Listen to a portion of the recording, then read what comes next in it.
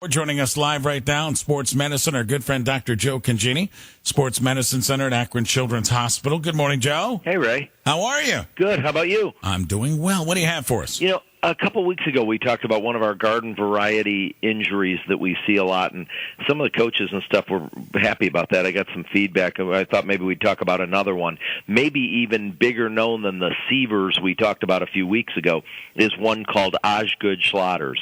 Have you dealt with this yet, Ray, as a dad? Not yet, no. Okay, so you got to have rapid growth in these kids, and when they're growing rapidly. Is this the plates thing, Joe? Yeah. Yeah, I think I have. Okay, keep going. I'm sorry I interrupted you. No problem. When you have rapid growth and when you have kids playing a lot of sport, particularly jumping sports. So at this time of year with basketball, we also get it with volleyball. So it's known as jumper's knee, too. There's a place below the knee where the bones are still growing called a growth plate. And the strong muscle, the quad muscle, and the tendon, the patellar tendon from above it, pull on this growth plate, which is just below the kneecap.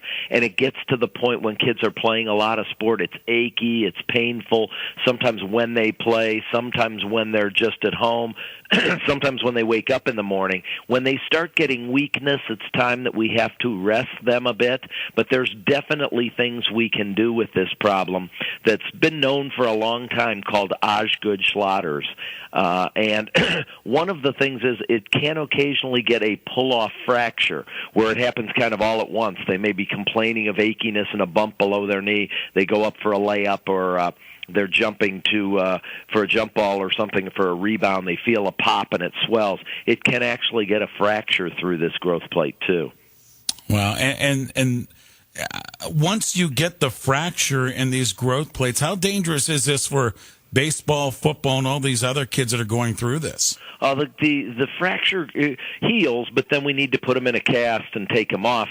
The more difficult part is when it's in the stage where it's very swollen and painful, they can run and jump and play through it, but they're miserable all the time, and they're always hurting, and they're asking, why am I stiff and achy? Gosh, why do I wake up with this? And as soon as I'm done playing them, and it really takes some of the fun away from the game. So it's a good thing to kind of anticipate what it is, catch it early and relative rest. In other words, keep them out of maybe line drills at the end and have them riding maybe an exercise bike if you have an option, or doing the stretching and strengthening exercises so those strong muscles aren't pulling on this growing area called the growth plate. These growth plates are softer than bone. They're not hard like bone. They're kind of like we talk in here like wet cement.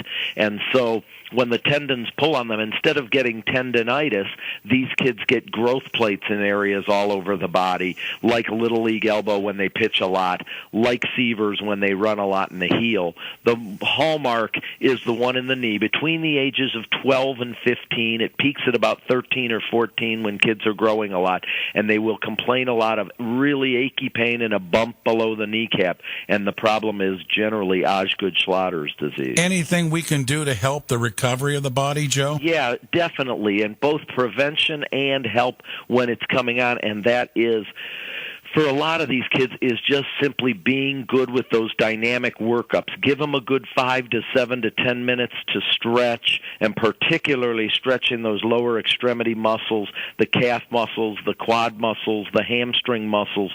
If they do a good job with stretching, much of the time we can prevent Osgood-Schlatter's disease. And also we want to be aware of that strengthening is beneficial too, even all the way up to the core. It always comes back to the core.